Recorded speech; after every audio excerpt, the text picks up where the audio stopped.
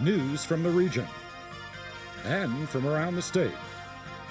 It's Florida Focus. Good evening and welcome. I'm Michaela Kanzler. And I'm Lisa Nori. You're watching Florida Focus. Protests seem to be popping up everywhere. Reporter Heather Zimmerman has the story. The Students for a Democratic Society and other groups at the University of South Florida organized their very own Occupy protest at the Tampa campus today. They are protesting the recent budget cuts on education and tuition hikes. They're going to raise tuition by 15% every year for the next 5 years, which will effectively double tuition. The groups hope the demonstration will help students and faculty come together and propose alternatives to state officials and the university administration.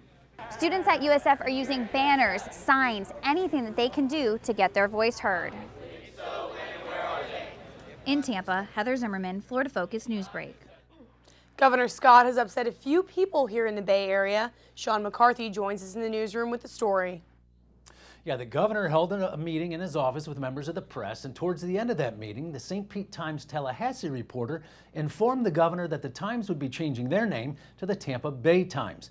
At that point, the governor responded, "Does the region call itself the Tampa Bay region? Is that what it calls itself? The region does?" Scott's comments have angered many here in the Bay Area. The term Tampa Bay has been used at least since 1831. The governor's office has not disputed this report and has not offered any explanations. Sexual harassment allegations against Republican candidate Herman Cain continued to surface.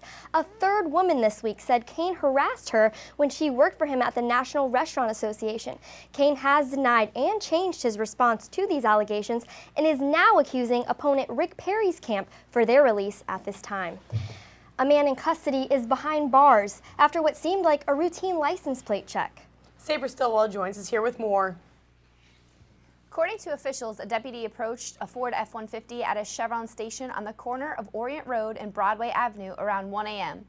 when the driver, David Roy Solano, attempted to drive off, dragging Deputy Brian Beasley. Beasley fired at least 4 shots at the truck as it sped off. Solano is now being held without bond. Since the fatal shooting at Club Empire in Ybor City last month, citizens have been trying to have the club shut down. Today, the club's owners announced they are voluntarily closing the business. Tampa Mayor Bob Buckhorn said, "I would like to commend the owners of the Club Empire for making the right decision." That's all we have for this evening. We'll see you next time. Oh my God.